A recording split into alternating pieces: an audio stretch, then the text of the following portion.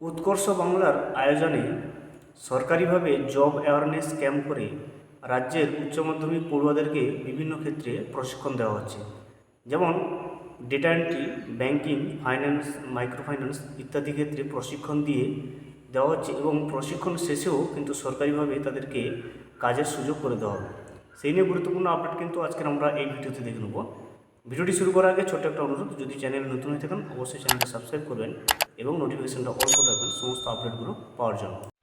উৎকর্ষ বাংলার job awareness camp প্রশিক্ষণ দিয়ে সরকারি কাজের সুযোগ করে দিচ্ছে রাজ্য সরকার। বিভিন্ন কারিগরি শিক্ষা থেকে ক্ষুদ্র ও মাঝারি শিল্পের প্রশিক্ষণ দেওয়া হচ্ছে সরকারিভাবে। এমনকি প্রশিক্ষণ শেষে সরকারের পক্ষ থেকে কিন্তু বিভিন্ন ক্ষেত্রে কাজের সুযোগও করে দেওয়া হচ্ছে। বর্ধমান জেলার কাঞ্চননগর দীননাথ দাস উচ্চ মাধ্যমিক বিদ্যালয়ে উৎকর্ষ বাংলার আয়োজনে শনিবার ছাত্রছাত্রীদের জন্য জব অ্যাওয়ারনেস ক্যাম্প অনুষ্ঠিত করা হয়েছিল।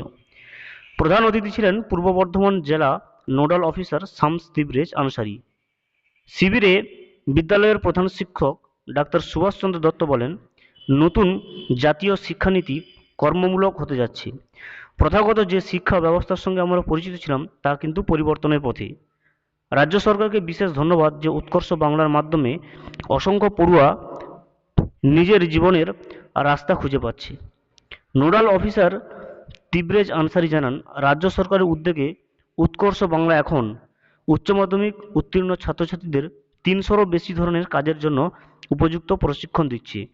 যত বেশি আবেদন আমরা পাবো তত বেশি প্রশিক্ষণের সুযোগ কিন্তু করে দিতে পারবো। প্রশিক্ষণের বিভিন্ন সময়সীমা আছে। আমরা চাই ছেলেমেয়েরা বসে না থেকে নিজেদের যোগ্যতা মান বুঝে এবং তা বাড়িয়ে নিয়ে উপার্জন শুরু করুক।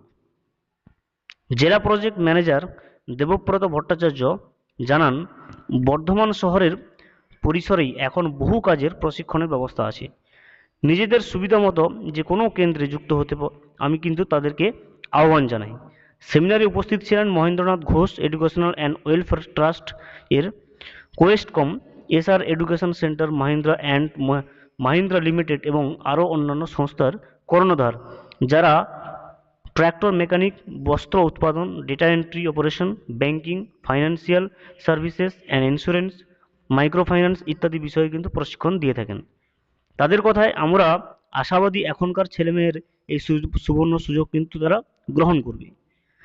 প্রসঙ্গত বাংলার বেকার যুবক যুবতীদের কিন্তু কারিগরি শিক্ষায় প্রশিক্ষণ দিয়ে চাকরির উপযোগী করে তুলতে এবং ব্যাপক কর্মসংস্থান সৃষ্টির লক্ষ্যে মুখ্যমন্ত্রী মমতা বন্দ্যোপাধ্যায়ের ঘোষণা মতো পশ্চিমবঙ্গ সরকার 2016 সালের 16ই ফেব্রুয়ারি একটি প্রকল্প সূচনা করে, যার নাম কিন্তু উৎকর্ষ বাংলা।